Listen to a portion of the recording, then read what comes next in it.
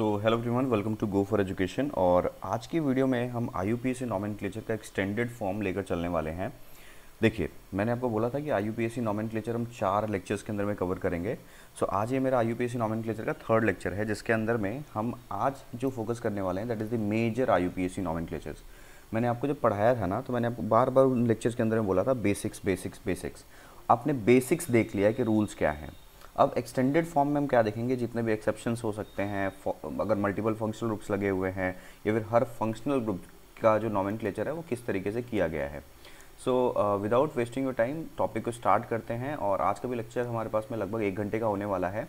तो जो functional group का नॉमेनक्लेचर है वहीं से मैं आपको स्टार्ट करता हूँ टॉपिक्स को पढ़ाना, क्योंकि नॉर्मल आप लोगों ने विदाउट फंक्शनल ग्रुप नॉमेनक्लेचर करना सीख लिया है।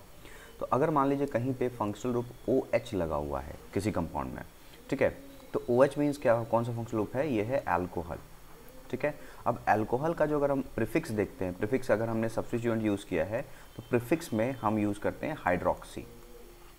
ठीक है, कहीं पे अगर अल्कोहल ग्रुप अगर प्रीफिक्स में लगा है दैट इज़ हाइड्रोक्सी, और अगर सफिक्स में लगाया गया है इसको, ठीक है, सफिक्स में यानी एंड पे एज इन फंक्शनल ग्रुप अगर आप ट्रीट करोगे तो लास्ट में क्या लगाना पड़ेगा, OL लगाना पड़ेगा।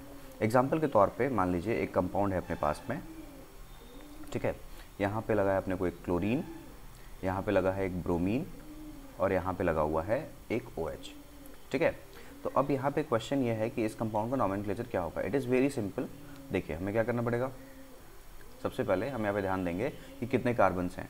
PCC सेलेक्ट तो करना इज द मैंडेटरी पार्ट। तो 1 carbon, 2 carbon, 3 carbon, 4 carbon, 5 carbon and 6 carbon. ठीक है, 6 कार्बन है। नंबरिंग किधर से करना चाहिए भाई, नंबरिंग हम जिधर से फंक्शनल ग्रुप, तो फंक्शनल ग्रुप कितने हैं, इसमें सिर्फ एक ही फंक्शनल ग्रुप है दैट इज OH। बाकी ये Br और Cl जो है एक सब्स्टिट्यूएंट है। तो ये क्लोरो हो गया, ब्रोमो हो गया। नंबरिंग किधर से करोगे, लेफ्ट हैंड से 1 2 3 4 5 एंड 6। हम जानते हैं जब एक ही फंक्शनल ग्रुप रहता है तो वो हमारा मेन सफिक्स की तरह यूज़ होता है। तो रूल क्या था, सबसे पहले सब्स्टिट्यूएंट्स का नाम बोलो। सब्स्टिट्यूएंट्स में ब्रोमो और क्लोरो है, तो पहले ब्रोमो आएगा तो उसका नाम क्या होगा, 4 ब्रोमो। क्लियर, उसके बाद में 3 क्लोरो, इजी, सॉरी 3 नहीं है, 5 पे है, 5 क्लोरो एंड, अब मतलब सब्स्टिट्यूएंट का नाम अगर हमने दे दिया है तो उसके बाद क्या करना पड़ेगा, वर्ड रूट यानी स्टेम लिखते हैं। स्टेम कितना है, 6, यानी हेक्स।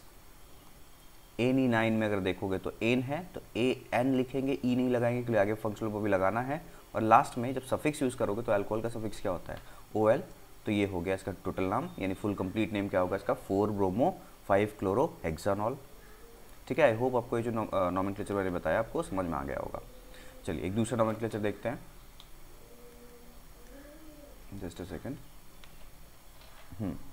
सेकेंड कंपाउंड है, ये पेन कलर चेंज नहीं कर पा रहा है, ओके चलो। नेक्स्ट अगर हम कंपाउंड देखते हैं वो है कुछ इस तरीके का। यहाँ पे अगर हम बात करेंगे तो यहाँ पे हम लोगों ने लगा दिया एक OH फंक्शनल ग्रुप, ठीक है, और यहाँ पे एक अपने पास में है डबल बॉन्ड। ठीक है, नॉमेनक्लेचर सिस्टम में अगर हम जाते हैं, सिमिलर बात, ये रहा फंक्शनल ग्रुप से कनेक्टेड कार्बन ये वाला, तो इसको अपने को चेन में जाना ही लेना पड़ेगा। अब यहाँ से चलो तो इधर या तो लेफ्ट राइट जाओगे या तो लेफ्ट जाओगे। रूल क्या कहता है, मल्टीपल बॉन्ड की तरफ चले जाओ। तो ये हो गया यहाँ एक कार्बन, यहाँ एक कार्बन और यहाँ एक कार्बन, तो ये हमारा 4 पेरेंट कार्बन चेन हो गया। क्लियर बात। तो हमारा ये जो पेरेंट कार्बन चेन है, नंबरिंग किधर से करें, जिधर फंक्शनल ग्रुप पास, तो 1 2 3 एंड 4। ये जो है यानी 1 कार्बन, 2 कार्बन और ये 3 कार्बन, ये कैसा काम करेगा, एज एन सब्स्टिट्यूएंट्स काम करेगा। तो ये क्या है, प्रोपाइल है ना। ठीक है, कौन से कार्बन पे लगा है, 2 पे, तो इसका नाम क्या हो जाएगा, सबसे पहले 2 प्रोपाइल। पहले तो सब्स्टिट्यूएंट बोल दिया हम लोगों ने, एक ही सब्स्टिट्यूएंट है। उसके बाद में आएगा ब्यूट। अब इन बोलोगे, लेकिन इन में भी आपको पोजीशन बताना पड़ेगा कौन से कार्बन पे। तो ब्यूट जो है वो 3 पे इन रख रहा है, आया बात समझ में। उसके बाद में कितने पे ऑल है, 1 पे ऑल है। 1 नहीं भी लगाओगे ना तो कोई दिक्कत नहीं है, लेकिन एटलीस्ट हम लोग लिख रहे हैं तो गलती कुछ भी नहीं है। तो इसका नाम पूरा क्या हो गया, 2 propyl but 3 yne 1 ol. I hope आपको जो नॉमेनक्लेचर ऑफ अल्कोहल है समझ में आया होगा। ठीक है, चलिए नेक्स्ट अगर हम बात करते हैं नेक्स्ट स्लाइड पे, that is next functional group है दैट इज SH। SH जो है उसको हम लोग अगर प्रीफिक्स की तरह यूज़ कर रहे हैं, ठीक है, तो हम लोग प्रीफिक्स में बोलते हैं इसको मरकैप्टो, मरकैप्टो। और अगर आप सब्स्टिट्यूएंट्स की तरह यूज़ कर रहे हो, सॉरी सफिक्स की तरह यानी मेन फंक्शनल ग्रुप में यूज़ कर रहे हो, तो इसको हम लोग बोलते हैं थायोल। ठीक है, चलिए एग्जांपल देखते हैं। एक कंपाउंड है, ये तो आपको रेयरली ही ऐसा फंक्शनल ग्रुप ये तो रेयर दिखता है, इन स्टिल यहाँ पे लग गया SH। ठीक है, और यहाँ पे अपने पास में डबल बॉन्ड है और यहाँ पे अपने पास में ट्रिपल बॉन्ड है। ठीक है, तो इस कंपाउंड का नॉमेनक्लेचर करने के लिए ऑब्वियस हमें फंक्शनल ग्रुप को क्या करना पड़ेगा, as in main parent chain में सेलेक्ट करना पड़ेगा फंक्शनल ग्रुप वाला कार्बन। तो देखो फंक्शनल ग्रुप वाला कार्बन ये है तो ये पेरेंट चेन में आएगा। पेरेंट चेन में तो आप बीच से मैंने बोला स्टार्ट नहीं कर सकते, तो हमारा पेरेंट कार्बन चेन यही हो जाएगा, स्ट्रेट एकदम सीधा दिख रहा है। कितने कार्बन से अगर आप इसमें ध्यान दोगे तो 7 कार्बन है। ठीक है, अब 7 कार्बन है, ये हमारा SH जो है वो तो फंक्शनल ग्रुप है और एक ही फंक्शनल ग्रुप होने की वजह से ये इसका सफिक्स यूज़ करना है हमें थायोल। चलिए सब्स्टिट्यूएंट्स कुछ नहीं है, टोटल 7 कार्बन है। नंबरिंग किधर से करना पड़ेगा, इधर फंक्शनल ग्रुप पास पड़े तो हम राइट हैंड से नंबरिंग करेंगे 1 2 3 4 5 6 7। क्लियर, तो नाम क्या हो जाएगा इसका, हेप्ट। क्लियर, 6 इन 1 आइन 3, लास्ट में क्या लगाना है इसका, थायोल। जो 3 पे लगाना थायोल, तो ये इस कंपाउंड का नॉमेनक्लेचर हो गया। आई होप आपको ये समझ में आया होगा। नेक्स्ट जो फंक्शनल ग्रुप है दैट इज NH2। NH2 को अगर आप देखोगे इसको हम लोग क्या बोलते हैं, अमाइन बोलते हैं। क्लियर, इसका अगर आप प्रीफिक्स देखो, प्रीफिक्स मतलब सब्स्टिट्यूएंट्स में इसको हम लोग बोलते हैं एमिनो। क्लियर, और अगर आप इसका सफिक्स देखते हो, ठीक है, तो सफिक्स में हम इसको यूज़ करते हैं अमाइन। ठीक है, एग्जांपल देखते हैं। जैसे मान लो एक कंपाउंड है अपने पास में,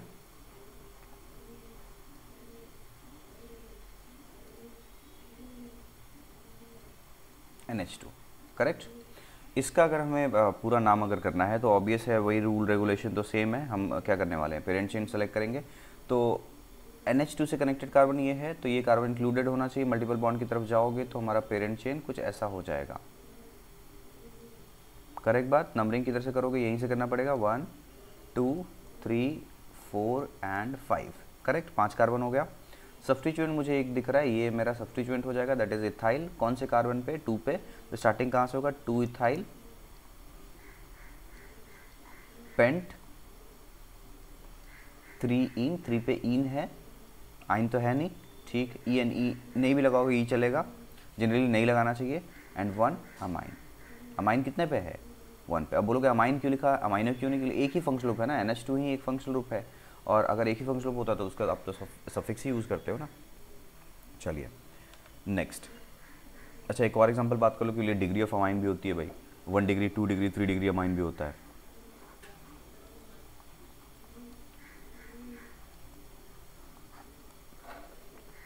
ठीक है, अब जो मैंने बनाया ना that is a 2 degree amine, मतलब नाइट्रोजन बीच में आ गया है।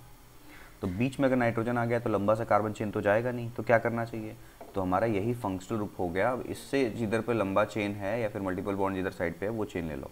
तो मुझे दिख रहा है कि 1 2, अब मैं चाहूँ तो नीचे भी चेन ले सकता हूँ या फिर इधर मैं स्ट्रेट चेन ही ले लेता हूँ। 3 हो गया, ये 3 हो गए।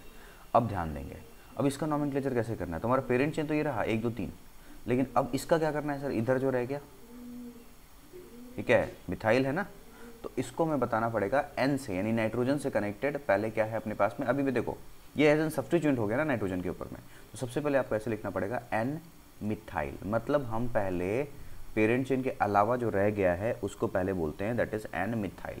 क्लियर, अच्छा अब इधर का नाम तो हो गया, मतलब नाइट्रोजन के इधर वाला। अब पेरेंट चेन की साइड पे आ जाओ, तो जब ये पेरेंट चेन सेलेक्ट किया तो ये हमारा क्या हो गया, सब्स्टिट्यूएंट हो गया ना।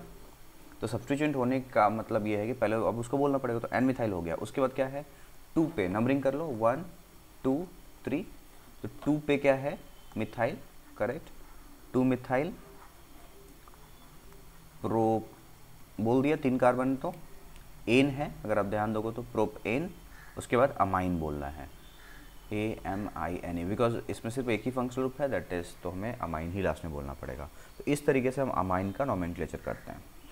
नेक्स्ट जो फंक्शनल ग्रुप है दैट इज CHO।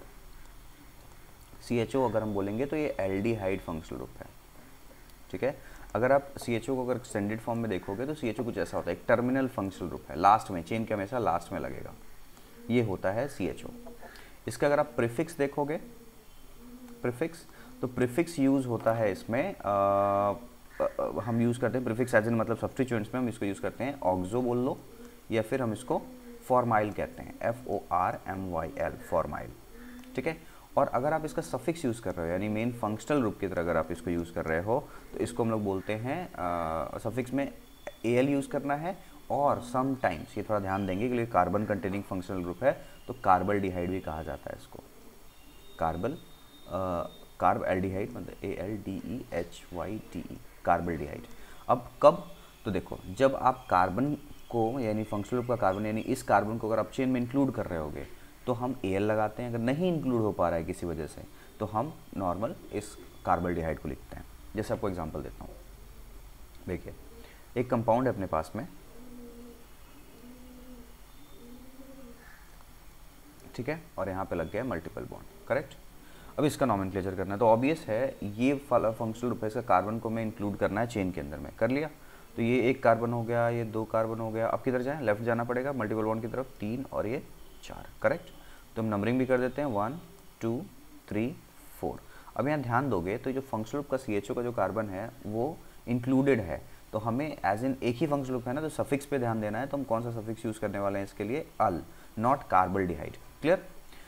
अगर आप ध्यान दोगे तो ये 3 कार्बन का, that is propyl is the substituent, तो इसका सबसे पहले नाम हो जाएगा सब्स्टिट्यूएंट का, यानी 2 पे प्रोपाइल लगा दिया गया है हमारा, तो 2 प्रोपाइल, करेक्ट।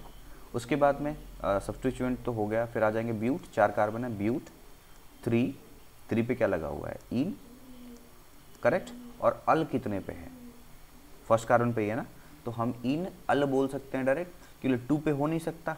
तो सिंपल सा बात है कि हमेशा देखोगे अल जब लगेगा ना लास्ट में, तो 2 3 5 लिखा नहीं रहेगा, because it is a terminal functional group, तो टर्मिनल है तो हमेशा फर्स्ट पे ही आएगा, लास्ट पे हो नहीं सकता। अगर लास्ट अगर बोलोगे तो फिर उधर से नंबरिंग कर रहे होगे ना तुम, तो इसीलिए हमेशा अल जो आता है 1 अल ही आता है।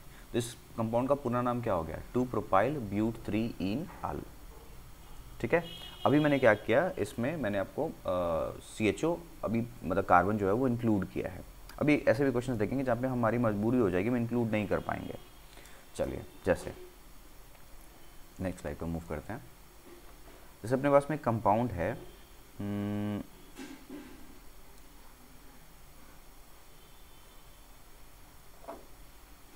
यहाँ पे लगा दिया हम लोगों ने Br, यहाँ लगा दिया Br। अब हम तीनों पीक्स पे लगा रहे हैं CHO, यहाँ भी CHO और इस साइड भी CHO, करेक्ट।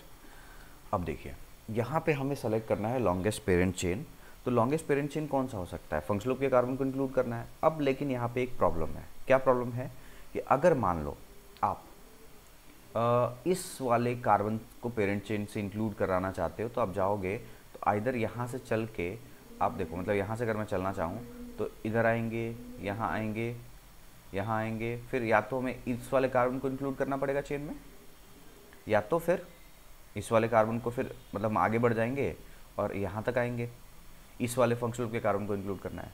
तो ये रूल तब लगाना है, मतलब अभी क्या गड़बड़ है यहाँ पे, हम चाह के भी, मतलब कहने हैं पे आप समझो, हमें एक स्ट्रेट चेन सेलेक्ट करना है, तो स्ट्रेट चेन में सिर्फ कितने कार्बन आ सकते हैं, देख रहे हो वो चेन के अंदर में नहीं है, CHO अलग से है, तो आइदर इसको या फिर इसको आप चेन में ले सकते हो, आइदर इस वाले को और लास्ट वाले को ले सकते हो, या तो सेकंड वाले और थर्ड वाले को ले सकते हो, तीनों तो एक बार चेन में नहीं आएगा। तो यहाँ पे रूल क्या कहता है कि अगर ऐसी पॉसिबिलिटी बन रही है कि आप क्या नहीं कर पा रहे हो, सिमिलर फंक्शनल ग्रुप जो कि कार्बन कंटेनिंग है उसको आप चेन में इंक्लूड नहीं कर पा रहे हो, तो आप कार्बल्डिहाइड ही लास्ट में यूज़ करोगे, ठीक है। तो अब इसका नॉमेनक्लेचर क्या होगा सर, फिर तो हमारी मजबूरी है कि हम इसको चेन में नहीं इंक्लूड करेंगे, तीनों को छोड़ना पड़ेगा, ये तीनों कार्बन वाले जो फंक्शनल ग्रुप यानी एल्डिहाइड कोई इंक्लूड नहीं होगा चेन के अंदर में। ये तो बड़ा सिमेट्रिकल स्ट्रक्चर है, किधर से भी नंबरिंग कर लो, नॉमेनक्लेचर कर लो। तो मैं पेरेंट चेन, ये जो डॉटेड मैंने बना दिया वही पेरेंट चेन है, 1 2 3 4 5 6 एंड 7, 7 कार्बन है पेरेंट चेन के अंदर में। अब ब्रोमो ही लगा हुआ है सब्स्टिट्यूएंट्स में, ये CHO सब्स्टिट्यूएंट नहीं है, CHO is the main functional group, ठीक है, सिर्फ ब्रोमो है। तो कहाँ ब्रोमो लगा हुआ है, 3.5 पे, तो 3, 5 डाई ब्रोमो, सबसे पहले तो यही होगा सब्स्टिट्यूएंट का नाम। क्लियर। उसके बाद में हेप्ट, हेप्ट लिख दिया। एन है, करेक्ट, एन है। उसके बाद में 3 है, कौन? कार्बल्डिहाइड, नॉट एल। तो क्या बोलना पड़ेगा? ट्राई कार्बल्डिहाइड किस पे लगा हुआ है? 2,4,6 ट्राई कार्बल डिहाइड। ठीक है, तो ये हो गया इसका, इस कंपाउंड का नॉमेनक्लेचर। तो इसका पूरा नाम क्या हो गया?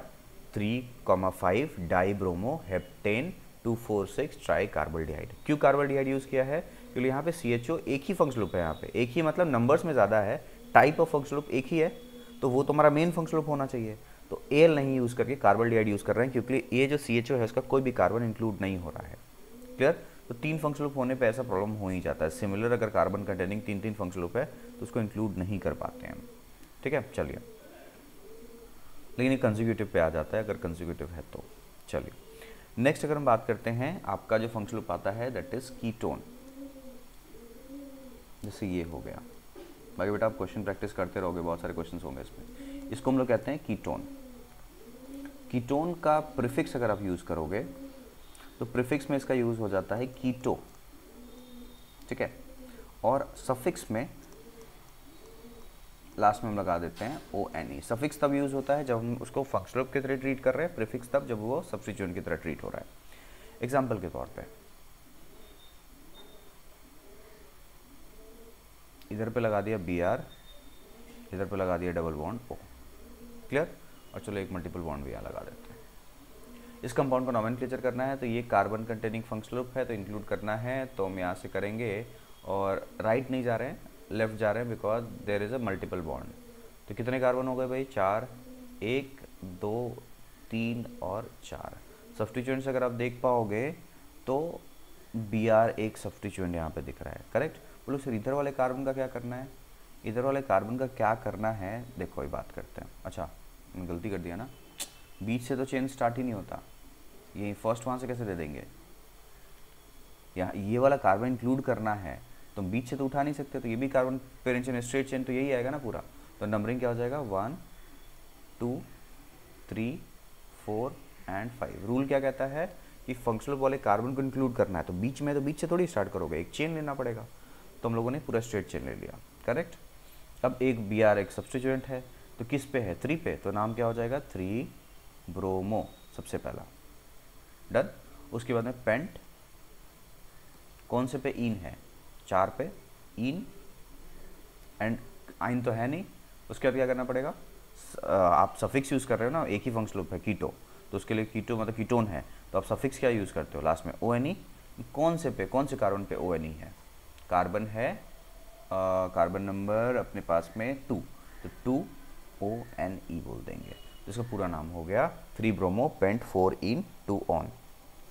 अगर आप मेजर डिफरेंस देखोगे ना एक फंक्शनल ग्रुप का एल्डिहाइड में, तो एल्डिहाइड ऐसा होता है, एक तरफ पे H होता है। इन कीटोन में दोनों साइड पे कार्बन होते हैं। ठीक है, कार्बन मतलब चेन कुछ भी हो सकता है, और दोनों साइड पे कार्बन। और एक साइड पे अगर इधर पे क्या होता है सर एल्डिहाइड में, एक तरफ पे कार्बन होता है, एक तरफ पे हाइड्रोजन होता है। तो CO के अगर दोनों साइड कार्बन है तो इट इज कीटोन, और एक साइड पे कार्बन है और एक साइड पे हाइड्रोजन है तो एल्डिहाइड कहलाता है। ठीक है, चलिए okay, moving to the next functional group that is, हम लोगों ने एल्डिहाइड पढ़ लिया, कीटोन पढ़ लिया, अब आते हैं साइनाइड पे, CN। ठीक है, तो इसको हम लोग बोलते हैं साइनाइड, मैं नाइट्राइल भी कई लोग इसको कहता है। तो अगर पहले तो प्रीफिक्स देख लो, प्रीफिक्स में एक ही इसका वर्ड यूज होता है that is called cyano. Clear. Suffix में अगेन ये कार्बन कंटेनिंग फंक्शनल ग्रुप है, 2 यूज हो सकता है इसका, या तो आप यूज करोगे नाइट्राइल। ठीक है, नाइट्राइल कब यूज करोगे? जब आप इसका कार्बन इंक्लूड कर दोगे।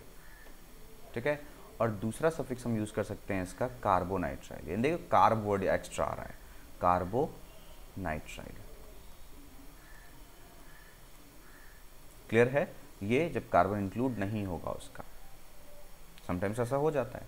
जैसे आप एग्जांपल देखो,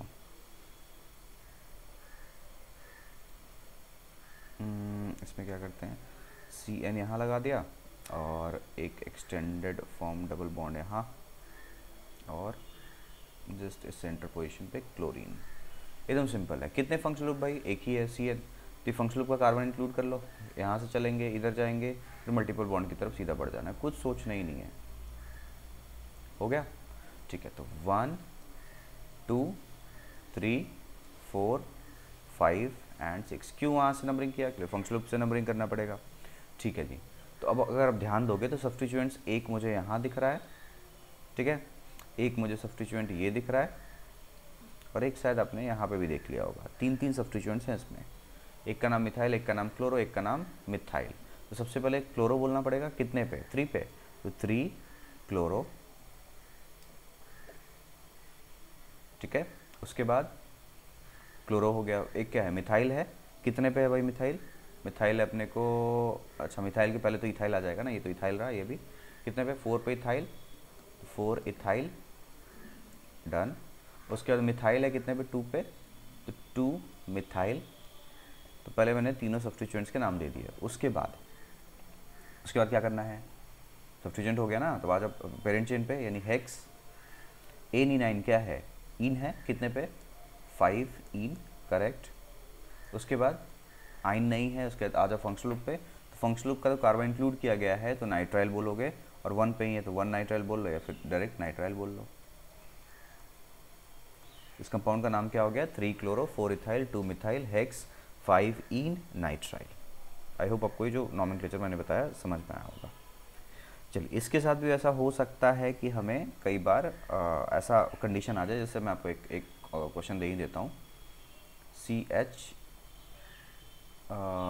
CH2 CN CH CN and CH2 CN CH नहीं। अब इसमें क्या गड़बड़ है ना, कि अगर आप चाहोगे तो कोई भी आप देख लो, या तो आप पेरेंट चेन ऐसे चलोगे और ऐसे ये वाला लोगे,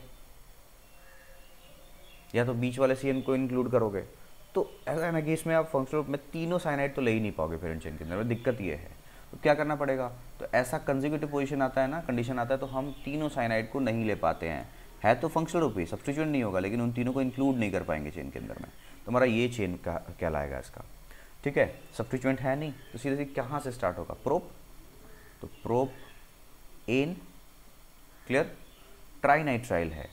अब बोलोगे सर नाइट्राइल यूज़ करें, कार्बोनाइट्राइल यूज़ करें, तो क्या हम लोगों ने इस साइनाइड के कार्बन को पेरेंट चेन में इंक्लूड किया है? नहीं किया है। इसीलिए हमारा जो वर्ड यूज़ होगा दैट इज़ कार्बोनाइट्राइल। कितने पे? 1 पे, 2 पे, 3 पे। तो प्रोपेन 1, 2, 3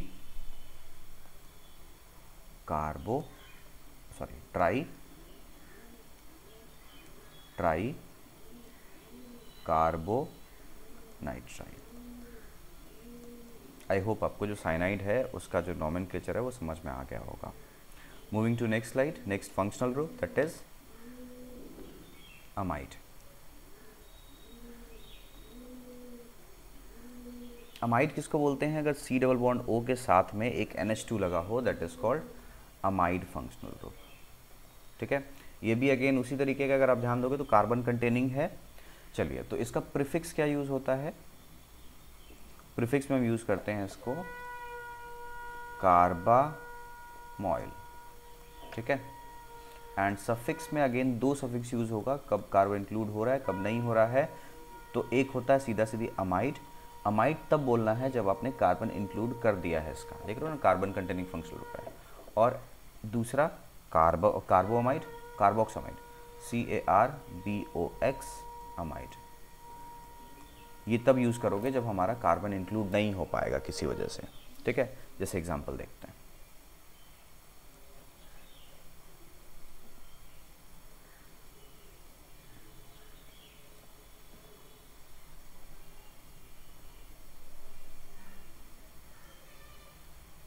ये कंपाउंड है, नॉमेनक्लेचर के लिए कार्बन यहाँ दिख रहा है मुझे फंक्शनल ग्रुप वाला, ये अमाइड फंक्शनल ग्रुप आप देख पा रहे हो, CONH2 ये वाला फंक्शनल ग्रुप है, ये CONH2 अमाइड है, और कोई फंक्शनल ग्रुप नहीं है। तो 1 2 यहाँ से चलोगे, 3 4 5 एंड 6, तो नंबरिंग भी कर ही देते हैं, 1 2 3 4 5 एंड 6। अब सब्स्टिट्यूएंट अगर आप देखो तो एक सब्स्टिट्यूएंट यहाँ है, एक सब्स्टिट्यूएंट यहाँ है, एक है मिथाइल, एक है इथाइल। ठीक है, तो सबसे पहले उन्हीं का नाम लिख लेते हैं। पहले है इथाइल, 4 इथाइल, ठीक है, 2 पे मिथाइल, नहीं 2 मिथाइल हो गया, 4 इथाइल, 2 मिथाइल, डन। अच्छा, उसके बाद आगे क्या है, हेक्स है ना, तो हेक्स कौन से पे इन है, 5 पे, 5 इन। अच्छा, उसके बाद क्या करना है, फंक्शनल ग्रुप का नाम देना है। तो कौन सा फंक्शनल ग्रुप है, अमाइड, 1 पे ही है तो 1 अमाइड, या फिर डायरेक्ट अमाइड लिखो। क्यों, यहाँ पे जो कार्बन है फंक्शनल ग्रुप का वो चेन में इंक्लूड किया गया है। समझ में आ गया, इस तरीके से हम यूज़ करते हैं। नेक्स्ट जो फंक्शनल ग्रुप है, मैं चाहूँ तो और एग्जांपल दे सकता हूँ, लेकिन आपको बेसिक कॉन्सेप्ट समझ में आ गया, आप करते रहना क्वेश्चन इसके ऊपर में। नेक्स्ट है एसिड हैलाइड, COX। ठीक है, अब X जो है हेलोजन है, अगर X अगर क्लोरीन हुआ तो क्लोराइड बोलोगे, मतलब, और अगर फ्लोरीन हुआ तो फ्लोराइड बोलोगे, ब्रोमीन हुआ तो ब्रोमाइड बोलोगे। ठीक है, तो चलो ये भी एक कार्बन कंटेनिंग फंक्शनल ग्रुप है। तो मेजर बात आप ध्यान दो, पहले तो ये क्या है, एसिड हैलाइड। ये जो फंक्शनल ग्रुप है इसको हम लोग कहते हैं एसिड हैलाइड। इसके प्रीफिक्स में, प्रीफिक्स तो एक ही यूज़ हो रहा है, that is called hello formyl. ठीक है, हेलोजन है और CO ग्रुप को फॉर्माइल कहते हैं, तो उसको यूज़ कर रहे हैं। दूसरा, इसका सफिक्स भी यूज़ होगा एज एन, अगर फंक्शनल ग्रुप हम इसको यूज़ कर रहे होंगे तो सफिक्स में 2। क्यों, एक बार कार्बन इंक्लूड हो रहा है, एक बार नहीं हो रहा है, तो एक होगा OIL, ऑयल हैलाइड। ये कब, जब आप कार्बन इंक्लूड करोगे, और दूसरा यूज़ करना पड़ेगा कार्ब लगा के, CARBONYL, कार्बोनिल हैलाइड। ठीक है, ये कार्बन इंक्लूड नहीं। अगर आप ध्यान दो तो कार्ब वर्ड तब लगता है जब आप कार्बन इंक्लूड नहीं करवा। देखो ऊपर में एक कार्बोक्सामाइड था, इधर पे क्या कार्बोनिल हैलाइड है, यानी कार्ब वर्ड इंपॉर्टेंट है। जब कार्बन को इंक्लूड नहीं करवाते तो हमें कार्ब वर्ड एक्स्ट्रा बोलना पड़ता है। क्लियर, चलिए इसके क्वेश्चंस थोड़ा सा देख लेते हैं।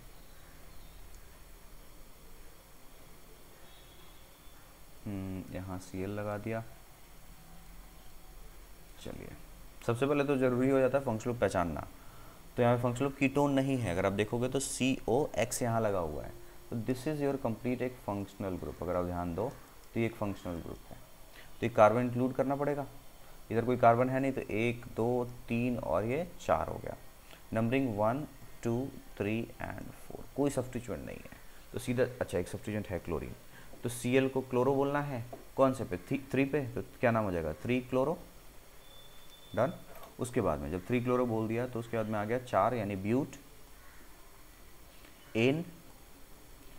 अब इसके लिए क्या यूज़ करना था हम लोग को, OIL हैलाइड। कब, ध्यान देंगे वापस से, जब कार्बन इंक्लूडेड है, तो हमने चेन में कार्बन इंक्लूड किया है उसका, तो OIL हैलाइड लगा देंगे।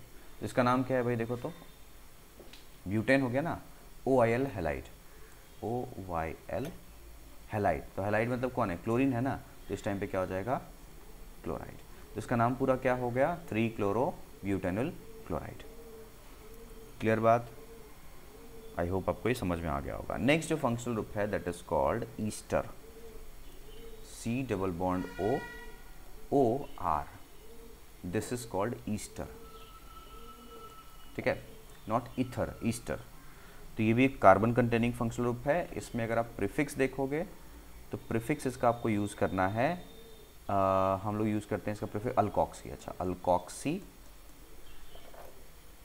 Carbonyl, carbonyl. ठीक है, एंड सफिक्स इसका यूज़ करना पड़ता है। फिर अगर आप फंक्शनल ग्रुप की तरह ट्रीट करोगे तो सफिक्स में again 2 carbon containing functional group है, इसलिए इसका नाम हो जाता है एल्काइल। ये थोड़ा सा ना हटके नॉमेनक्लेचर है इसका, अल्काइल O8। ठीक है, कब, जब आप कार्बन इंक्लूड करोगे, ब्रैकेट मतलब इंक्लूडेड कार्बन, और अगर नहीं इंक्लूड किया है तो आपने क्या करना होगा, एल्काइल, कार्ब वर्ड लगाओगे ना, तो इसका नाम हो जाएगा कार्बोक्साइलेट। क्लियर, जब कार्बन इंक्लूडेड नहीं है। चलिए एग्जाम्पल देखते हैं, एकदम बेसिक एग्जाम्पल, इसके आपको मैं 2-3 एग्जाम्पल्स करवा देता हूँ।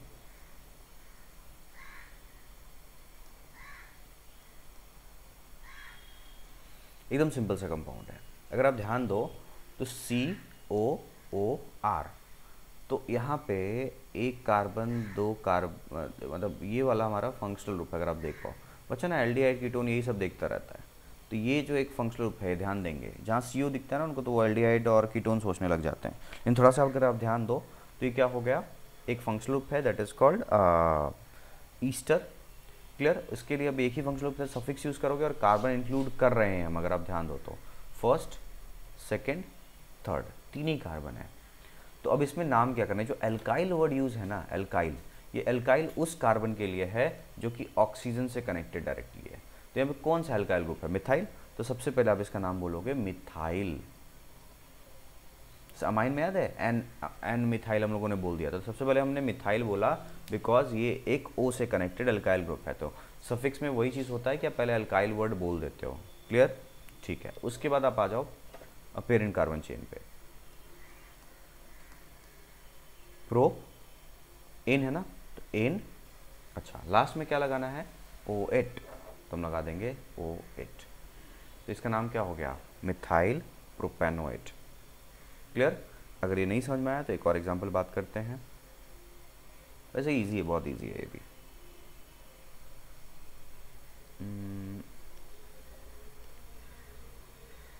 थोड़ा सा कॉम्प्लेक्स बनाता हूँ।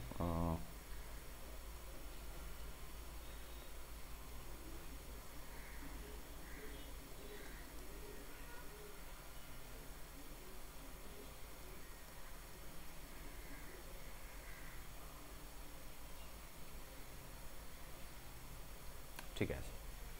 अब यहाँ पे अगेन इसका नॉमेनक्लेचर करना है तो पहले फंक्शनल ग्रुप पहचानो। अगर आप फंक्शनल ग्रुप देख पाओगे तो अगेन ये वाला एक फंक्शनल ग्रुप है, सॉरी,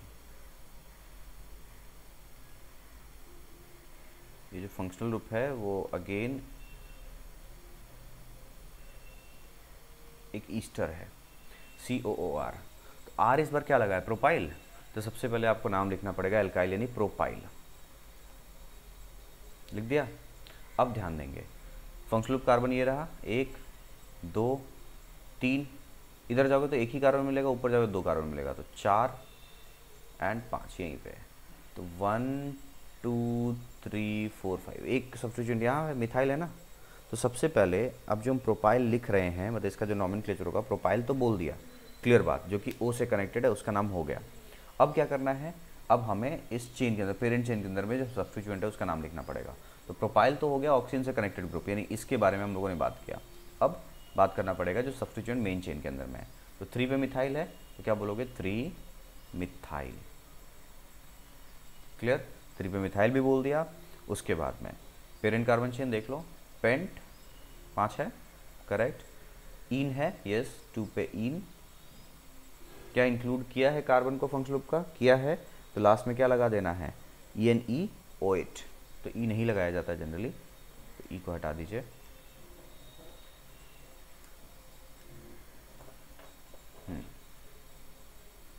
O8, इसका नाम हो गया propyl 3 methyl pentanoate, pentane 2O8।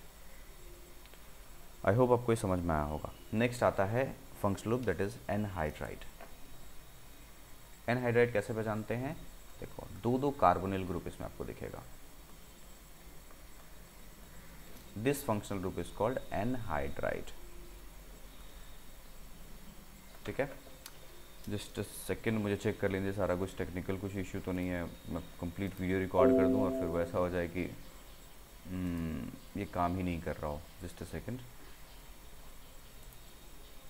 जिस रिकॉर्डिंग प्रॉपरली चल रही है, ठीक है। 8:34 इज द टाइम। चलिए, तो हम बात कर रहे हैं एनहाइड्राइड के ऊपर में। सो एनहाइड्राइड एक फंक्शनल ग्रुप है यहाँ पे।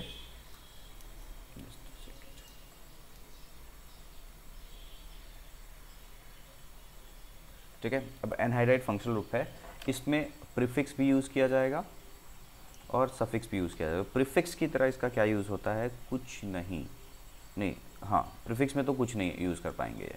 ठीक है, सफिक्स क्योंकि ये कभी प्रीफिक्स की तरह यूज़ हो ही नहीं पाएगा। सफिक्स में अगर हम बात करते हैं तो सफिक्स में यूज़ होगा ओइक एनहाइड्राइड। अब बात आता है ना सर यहाँ पे क्यों, एक ही क्यों है सफिक्स, कार्बन तो इंक्लूड कर सकते हैं, कार्बन कंटेनिंग है। बीच में आप देखोगे ना तो ये चेन ब्रेक कर देता है ऑक्सीजन, इसीलिए या तो मतलब हम फंक्शनल ग्रुप वाले कार्बन को इंक्लूड कर ही नहीं पाते हैं। करना है तो दोनों कार्बन तो इंक्लूड नहीं हो सकता, because there is O in between.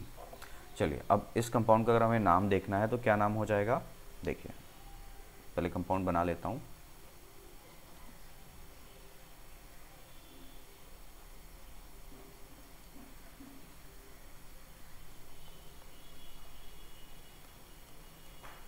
ठीक है, ऐसा है। चलिए अब ये कंपाउंड दिया गया है, इसमें ध्यान देना है कि ये जो कंपाउंड है इसका नॉमेनक्लेचर कैसे स्टार्ट किधर से करें। बहुत सिंपल है, ये कार्बन यहाँ दिख रहा है 1 2 3 4, आप उधर चेन की तरफ चले जाओगे, सिमिलरली 1 2 3 4। एनहाइड्राइड बनता कैसे है, जब दो एसिड ना कंबाइन करके वाटर रिमूव करते हैं। एनहाइड्राइड देख रहे हो, हाइड्राइड नहीं, एनहाइड्राइड मतलब हम लोगों ने वाटर वहाँ से हटाया हुआ है। अब बताओ कौन कितने कार्बन, अब मैंने क्या बोला, एनहाइड्राइड उनसे बनता है किनसे, दो एसिड के कॉम्बिनेशन से। अब दो एसिड यहाँ पे कौन कौन है, 4 कार्बन का, उधर भी 4 कार्बन का है, तो ब्यूटानोइक एसिड का है ना, उसका नाम क्या हो जाएगा, सीधा सीधी ब्यूटेन। लास्ट में ओइक एनहाइड्राइड लगता है, तो देखो ओइक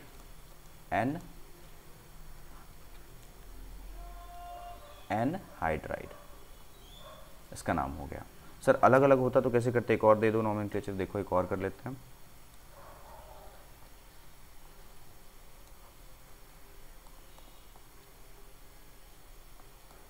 ये है, ठीक है, तो 1 2 इधर पे नॉमेनक्लेचर करके देखो, नॉमेनक्लेचर नहीं नंबरिंग करके 1 2 3, तो एक तरफ ब्यूटानोइक सॉरी प्रोपानोइक है, एक तरफ इथानोइक है, तो अल्फाबेटिकल ऑर्डर में पहले कौन आएगा, इथानोइक, तो पहले बोलोगे इथानोइक, फिर बोलोगे प्रोपानोइक, ओइक लग गया ना लास्ट में, एनहाइड्राइड, तो इसका सिंपल नाम हो गया।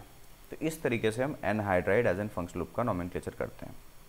आई होप आपको ये समझ में आया होगा। नेक्स्ट आते हैं, एक होता है सल्फोनिक एसिड यानी SO3H। जस्ट सेकेंड, मुझे रेड कलर ही ज़्यादा पसंद आ रहा है तो मैं वही कर लेता हूँ, ink colour that is red. चलिए नेक्स्ट जो है दैट इज़ SO3H, इसको हम लोग बोलते हैं सल्फोनिक एसिड। और अगर आप इसको फंक्शनल टेबल में देखोगे ना, प्रायोरिटी टेबल में, तो ये बोलते हैं ना राजकुमार है या फिर रानी है, सबसे टॉप पे कार्बोक्सिलिक एसिड, सल्फोनिक एसिड इसके जस्ट नीचे ही आता है। सल्फोनिक एसिड एक फंक्शनल ग्रुप है। अब इसका नाम ही सल्फोनिक एसिड है, और प्रीफिक्स में देखो क्या यूज़ करना है। अगर आप प्रीफिक्स यूज़ करोगे इसका, तो टॉप पे तो है नहीं, तो प्रीफिक्स अगर यूज़ हो रहा होगा तो आप इसको बोलोगे सल्फो बेंजीन सल्फोनिक एसिड है, ठीक है। और अगर नहीं सल्फो तो फिर सल्फोनिक एसिड बोल दिया, मतलब सफिक्स यूज़ कर रहे हो। और अगर सफिक्स अगर आप यूज़ करते हो यानी मेन फंक्शनल ग्रुप की तरह ट्रीट करोगे, तो इसका पूरा नाम सल्फोनिक एसिड ही लिखना पड़ेगा, सल्फोनिक एसिड। क्लियर है। अब ध्यान देते हैं, जैसे एग्जांपल के तौर पे आप देखो SO3H, यहाँ पे लगा दिया एक Br, ठीक है। अब ये तो कार्बन कंटेनिंग फंक्शनल ग्रुप है नहीं, तो यहाँ से नंबरिंग हो नहीं सकता, तो यहाँ से कनेक्टेड कार्बन से नंबरिंग करेंगे 1 2 3 4 एंड 5। ये तो किसी अंधे को भी दिख जाएगा भाई, ये तो इतना इजी पेरेंट चेन है, ठीक है। चलिए तो नंबरिंग भी हो गया, अब कर देते हैं काम इसका। तो ब्रोमो है एक, कौन से कार्बन पे, 4 पे, 4 ब्रोमो। और भी कोई सब्स्टिट्यूएंट है, कुछ नहीं है, 4 ब्रोमो हो गया। उसके बाद में पेंट लगा दिया, एन ही है तो एन। उसके बाद में लास्ट में क्या लगाना है, सल्फोनिक एसिड, तो लगा दिया सल्फोनिक एसिड। रेयरली ही ये फंक्शनल ग्रुप आपको क्वेश्चन के अंदर में दिखता है, ठीक है। तो सल्फोनिक एसिड का नॉमेनक्लेचर इस तरीके से करते हैं। Just a second class.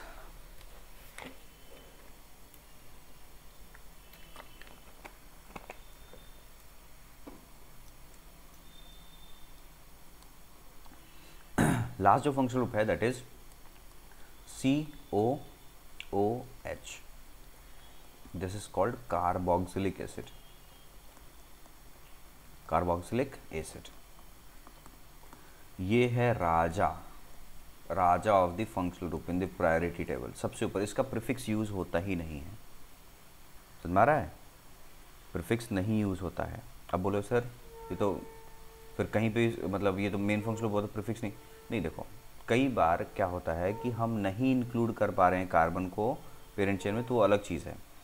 ठीक है, तो ये राजा, सबसे पहले समझ लो कि पहले तो ये हो गया एक राजा जो कि टॉप ऑफ दी टेबल पे बैठा हुआ है। अगर कभी प्रीफिक्स यूज़ करना पड़ गया, कोई कंडीशन ऐसा बन रहा है, देखो कॉम्प्लेक्स और कंपाउंड्स ऐसे बन सकते हैं कि अगर कोई ऐसा कंडीशन बन गया जहाँ पे यूज़ करना ही पड़ेगा सब्स्टिट्यूएंट्स की तरह, तो इसको क्या बोलोगे, कार्बोक्सी। क्लियर। सफिक्स में ये अगेन कार्बन कंटेनिंग है, तो कार्बन इंक्लूड भी हो सकता है, नहीं भी हो सकता है। सफिक्स में लास्ट में ओइक एसिड बोल दो। अगर आपने क्या किया है, कार्बन इंक्लूड किया है, और नहीं तो लास्ट में कार्बोक्सिलिक एसिड बोल दो। कार्बोक्सिलिक एसिड, कार्बोर्ड लगा के बोला ना, तो आपका कार्बन इंक्लूडेड नहीं हो। ठीक है, चलिए इसका एग्जांपल देखते हैं। जैसे अपने पास में कंपाउंड है,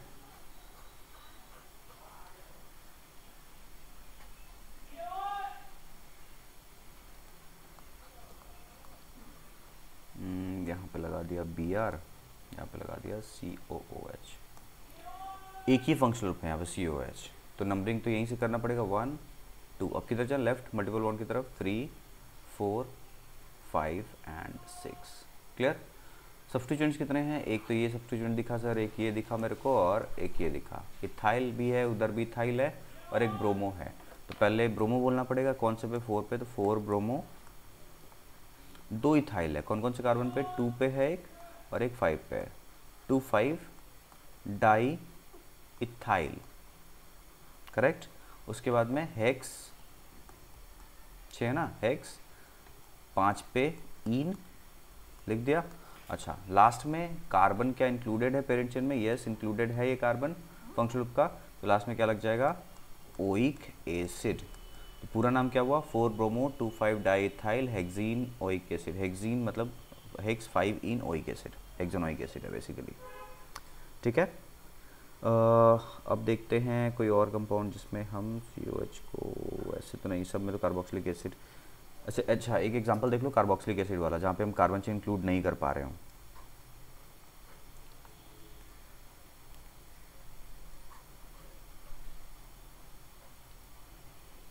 COH यहाँ लगा दिया, एक COH यहाँ लगा देते हैं, और एक COH यहाँ लगा देते हैं। इसको थोड़ा सा और कॉम्प्लेक्स, Br यहाँ लगा दिया, यहाँ मल्टीपल बॉन्ड लगा दिया। अब इस कंपाउंड का नोमेनक्लेचर करना है। तो अब देखो सेम फंक्शनल ग्रुप तीन बार आ गया है, तो इसको इंक्लूड करना ना पेरेंट चेन में मुश्किल है।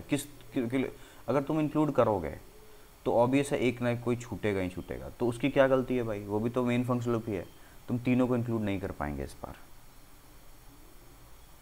ठीक है, तीनों को इंक्लूड नहीं कर पाएंगे, तो इसका नाम फिर क्या करें, फिर डाइओइक बोले कि कर दें, हो जाएगा।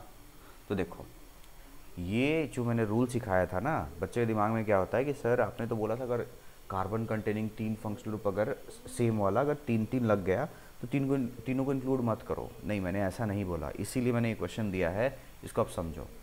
यहाँ पे क्या केस है, यहाँ पे केस क्या है कि हम जब इंक्लूड करने के लिए कोशिश कर रहे हैं तो आराम से 2 तो हो जा रहा है। कौन कौन सा, फर्स्ट एंड लास्ट। इधर वाला इसलिए नहीं ले रहा है क्योंकि अगर ये दोनों अगर ले लेते हो तो फिर आपको फिर ये सब्स्टिट्यूएंट मिलेगा, और ये कार्बन को क्यों छोड़ा तुमने, और मल्टीपल बॉन्ड भी छूट जाएगा। तो रूल हमारा ये कहता है कि आप फंक्शनल ग्रुप जो है कार्बन से चलो और उधर की तरफ चलो जहाँ पे मल्टीपल बॉन्ड है। तो मैं यहाँ से चला और इधर से आते आते यहाँ, मतलब ये कार्बन लिया, यहाँ गए, यहाँ गए, यहाँ गए, यहाँ गए और यहाँ गए। अब मजबूरी क्या है हमारा कि हम इस COOH को, ये जो है, इसको इंक्लूड कर ही नहीं पाए। तो अब क्या करना चाहिए सर, क्या करें।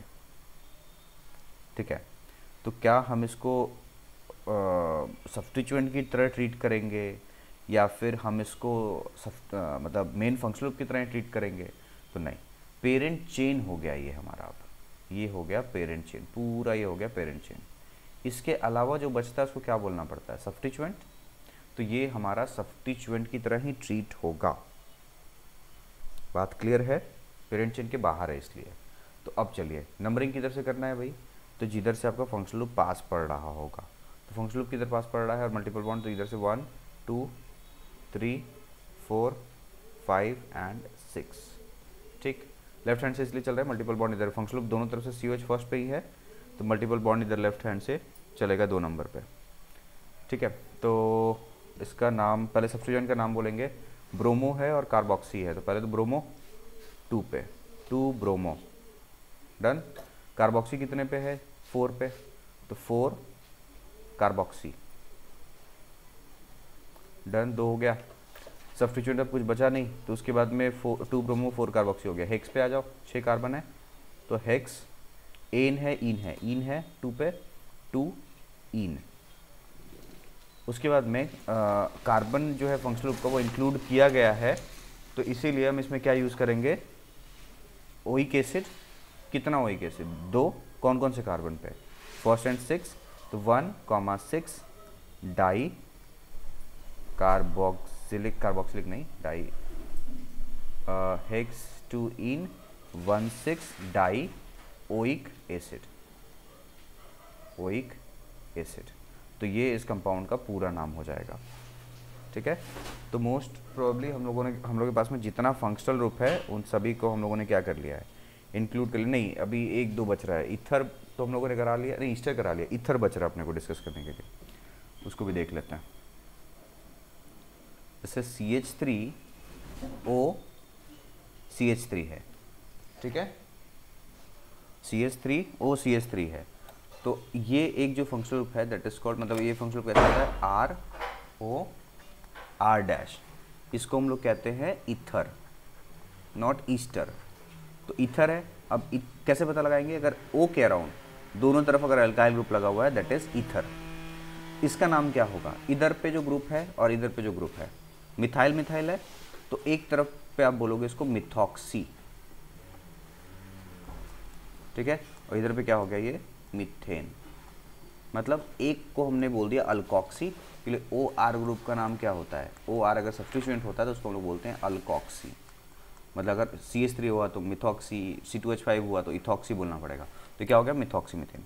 मान लो दूसरा एग्जांपल है CH3 CH2O CH3, इसका नाम क्या हो जाएगा, छोटा ग्रुप को अल्कोक्सी यानी सब्स्टिट्यूएंट की तरह बोल दो, तो क्या हो गया इसका नाम, मिथॉक्सी, ठीक है, और दूसरा क्या हो गया, 2 कार्बन का है तो इथेन। क्लियर है।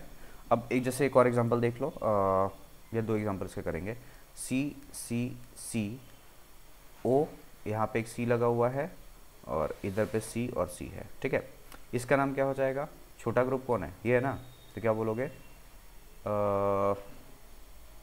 ठीक है, तो पहले इसका हमें नाम बोलना पड़ेगा, इथॉक्सी है, तो ये हो गया इथॉक्सी, इधर पे हो जाएगा ब्यूटेन, करेक्ट, तो इधर पे बोलोगे इथॉक्सी। क्लियर। अच्छा, ब्यूटेन जो है वो टर्मिनल से नहीं जुड़ा हुआ है, कार्बन नंबर 1 2 से है, तो अब इसको इथॉक्सी तो बोल दिए, इधर के लिए नाम हो गया इथॉक्सी, और इधर पे क्या बोलना पड़ेगा, 2 ब्यूटेन। समझ में आया। नेक्स्ट कंपाउंड अगर हम देखते हैं that is CCC and C इधर हो गया O, C double bond C, इसका नाम क्या हो जाएगा, इधर पे इसका नाम क्या है, इसका नाम हो जाएगा अपने को, नहीं तो अभी तो मल्टीपल बॉन्ड आ गया ना, तो पेरेंट चेन तो हमारा मल्टीपल बॉन्ड की तरफ शिफ्ट कर जाएगा, उधर 4 कार्बन थोड़ी लेंगे, 4 कार्बन तो नंबर ऑफ कार्बन चेन तो बाद में आता है पेरेंट चेन के लिए, तो हमारा पेरेंट चेन इस बार हो जाएगा ये वाला। अभी इधर क्या था, दोनों साइड अल्केन था तो हमने ज़्यादा नंबर ऑफ कार्बन पे ध्यान दिया, इधर अल्कीन आ गया तो ये हमारा पेरेंट चेन हो गया, इसका नाम अब बोलना पड़ेगा हमें सब्स्टिट्यूएंट्स, तो क्या ब्यूटॉक्सी है ना, तो इसका नाम हो जाएगा ब्यूटॉक्सी इथीन। ठीक है, आई होप आपको ये समझ में आया होगा। नेक्स्ट एक होता है ऑक्सा सिस्टम, नेक्स्ट आता है ऑक्सा सिस्टम, ठीक है।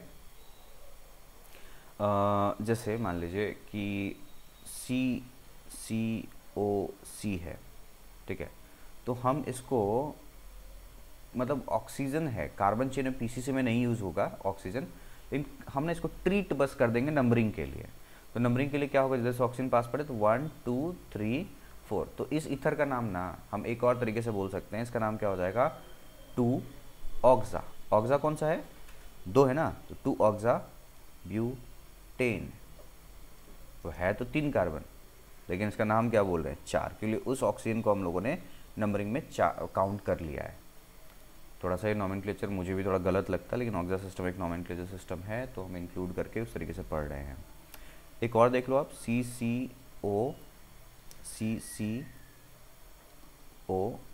देख लो अब 2 लगा हुआ है इसमें, तो ऑब्वियस नंबरिंग तो करना ही पड़ेगा। तो राइट हैंड से नंबरिंग करोगे ओ का नंबरिंग कम पड़ेगा ना, 4 5 6। अब ओ को क्यों लोकेट पे देख रहे हैं, पास पे क्यों देख रहे हैं? ओ अल्टीमेटली है तो क्या, फंक्शनल भी तो है। चलिए, तो इसमें अगर आप ध्यान दोगे तो 2 ऑक्सा है, 2 पे भी है 5 पे भी है, 2,5 डाई ऑक्सा। क्लियर? कितना हो गया 7, तो इसका नाम हो जाएगा हेप्टेन। तो इसको हम ऑक्सा सिस्टम ऑफ नॉमेनक्लेचर कहते हैं, जो कि किसके लिए लगता है, ईथर के लिए। कई बार साइक्लिक ईथर भी दिया रहता है। Cyclic ether means like this हो गया, जैसे मान लीजिए एक कार्बन चेन है और इस तरीके से O लगा हुआ है यहाँ पे, तो CO, अब इसको भी ईथर ही बोलना है, लेकिन ये कौन सा है, ये है बेसिकली साइक्लिक ईथर। तो साइक्लिक ईथर में हम लोग एक वर्ड यूज़ करते हैं, मतलब इस ऑक्सीजन को हम लोग बोलने लग जाते हैं इपॉक्सी।